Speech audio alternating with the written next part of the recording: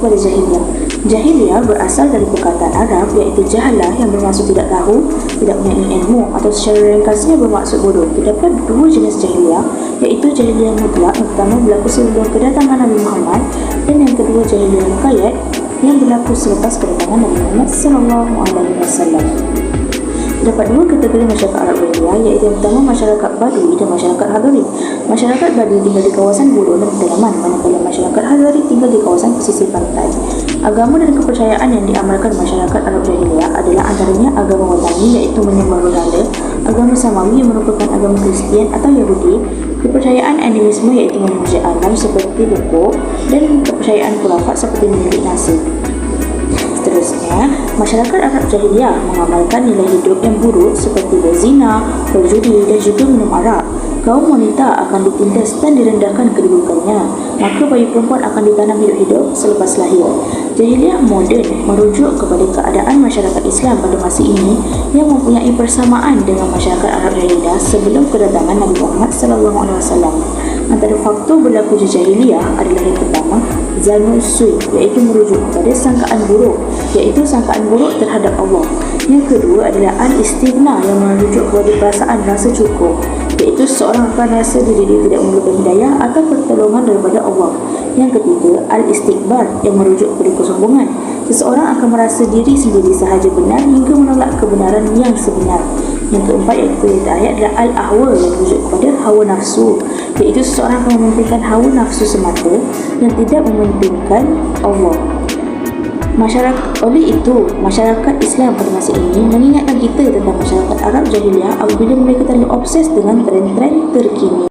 Assalamualaikum warahmatullahi wabarakatuh. Nama saya Nurul Kazalina Nadira, nombor pelajar saya 2022882 Saya akan membentangkan tentang K-pop sebagai terjemahan jahiliyah moden.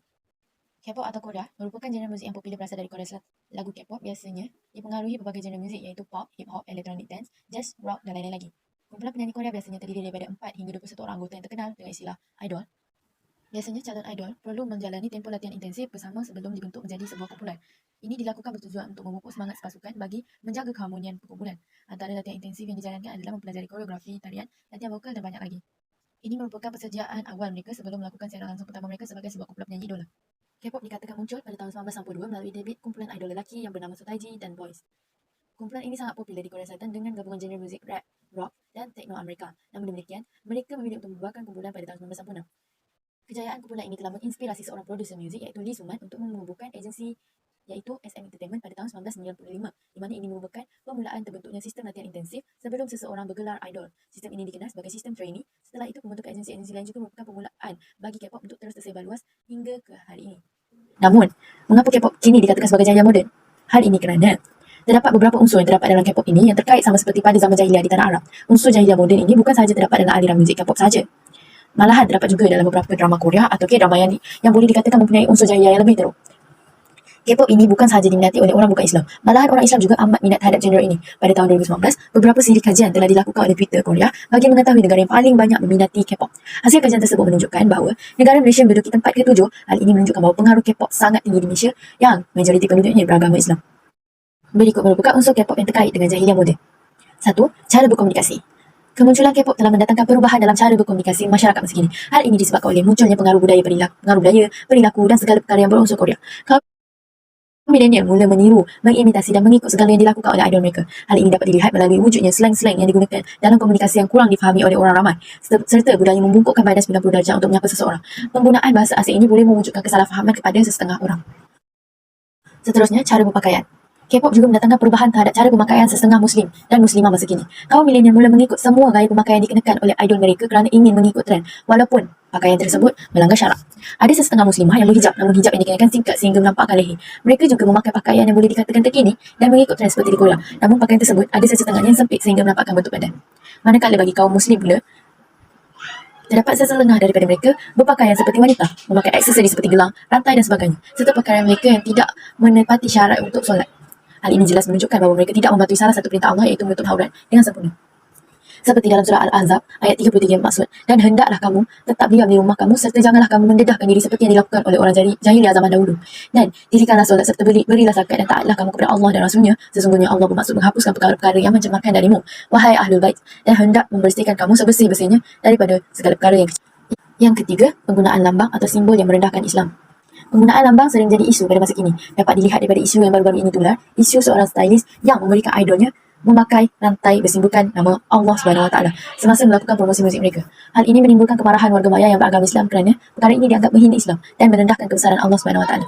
Perkara ini tidak dapat diterima kerana kalung tersebut dipakai ketika menari-nari di atas pentas dan tidak bersesuaian dengan keadaan dan situasi.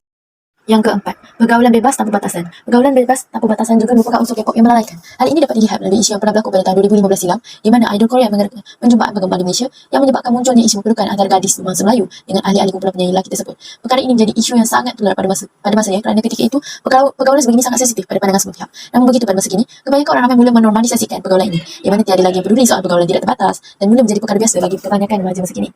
Bukan itu saja, beberapa isu mengenai pergaulan bebas tanpa batasan seperti couple juga menjadi seperti suatu tradisi atau budaya yang telah dibudayakan oleh masyarakat remaja kini. Bermula dengan saling berpandangan mata, kemudian turun ke hati. Kemudian mereka akan saling memutus senyuman dan cinta mula berkutik. Bila rasa dah cukup saja, masing-masing mula masuk line.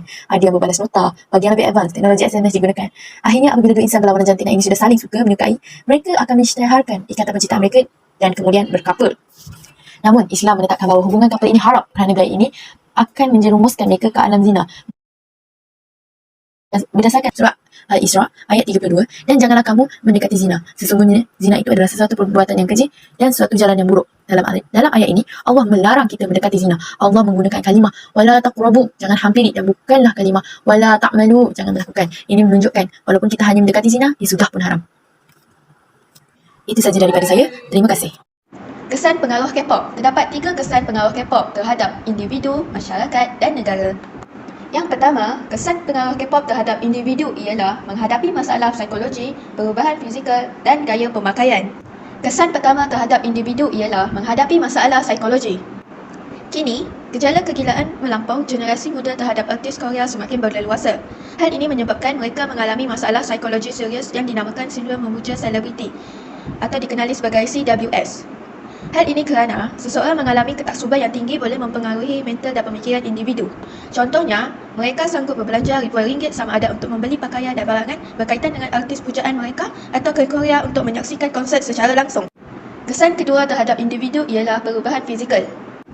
Ketaksuban masyarakat Malaysia yang terikut dengan budaya Korea yang sentiasa meminati dan menginginkan kecantikan semakin berleluasa.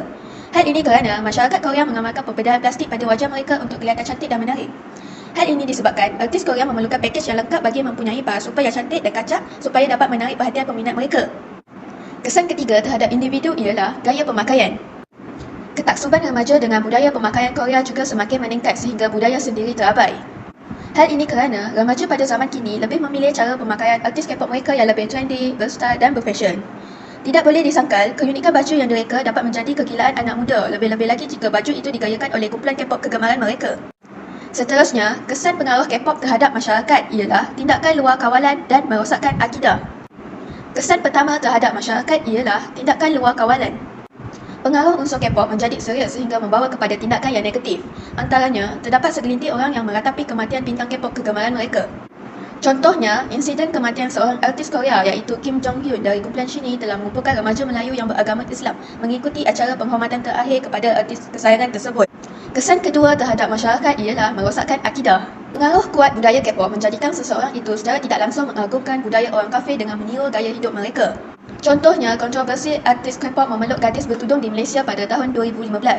Isu ini melibatkan kumpulan artis K-pop Korea B1A4 yang amat mesra dengan peminat wanita ketika di atas pentas. Hal ini telah mencetuskan kebimbangan ramai pihak tentang nama Malaysia kerana diketahui umum Malaysia dikenali sebagai negara Islam. Akhir sekali, kesan pengaruh K-pop terhadap negara ialah pengaruh pemakanan dan mencecaskan nama baik agama Islam. Kesan pertama terhadap negara ialah pengaruh pemakanan. Makanan Korea juga menjadi perbualan hangat di Malaysia. Masyarakat Malaysia tidak kira jantina, pangkat umur dan kaum menunjukkan minat yang tinggi terhadap makanan Korea. Restoran Korea di Malaysia sering mendapat perhatian yang tinggi kerana Korea amat bijak dalam menyusun strategi dalam mempromosikan makanan mereka. Contohnya, makanan Korea seperti ramen dan samyang sering menjadi kegilaan ramai di Malaysia. Masyarakat Malaysia mudah terikut untuk mencuba makanan Korea kerana terpengaruh daripada drama dan program TV Korea. Kesan kedua terhadap negara ialah menjejaskan nama baik agama Islam. Agama Islam adalah agama yang suci dan sentiasa membawa kebaikan kepada manusia. Pengaruh K-pop sentiasa mencuba untuk mengeksploitasi dan merosakkan nilai budaya dan agama di Malaysia ini. Contohnya, terdapat lagu K-pop yang mempunyai unsur penghinaan agama yang rakyat Malaysia tidak memahami baik-baik lirik yang diperkatakan. Mereka hanya mendahulukan kesedapan untuk didengari tanpa memeriksa lirik yang diperkatakan. Contoh lagu K-pop yang menghina agama Islam ialah X Serious yang menggunakan lantunan azan yang diremix pada awal melodi dalam lagu Loco. Berikut merupakan beberapa cadangan dan aplikasi penyelesaian bagi mengurangkan pengaruh hedonisme K-pop dalam kalangan rakyat Malaysia. Yang pertama adalah peranan ibu bapa. Salah satu cara yang boleh dilakukan oleh ibu bapa ialah memberi didikan agama yang mencukupi untuk anak-anak sejak mereka kecil lagi. Didikan awal agama akan dapat menjadikan anak-anak lebih peka tentang kebaikan dan keburukan sesuatu perkara yang mereka lakukan. Cadangan yang kedua ialah melalui pendidikan agama dan juga moral. Penerapan ilmu ini akan dapat membantu pelajar untuk membezakan perkara yang baik dan juga buruk. Mewujudkan aktiviti pendidikan yang berunsurkan budaya, agama dan pendidikan moral akan dapat membentuk iman pelajar yang kukuh di samping melahirkan remaja yang berakhlak mulia. Cadangan yang terakhir ialah mewujudkan kempen budaya tempatan. Beberapa siri kempen yang membudayakan budaya tempatan setiap kaum akan dapat juga membantu mengurangkan pengaruh budaya luar di negara kita. Setiap kaum di Malaysia mempunyai keistimewaan budaya itu sendiri dan keistimewaan yang berbeza inilah yang menyebabkan negara kita kekal kukuh sehingga ke hari ini.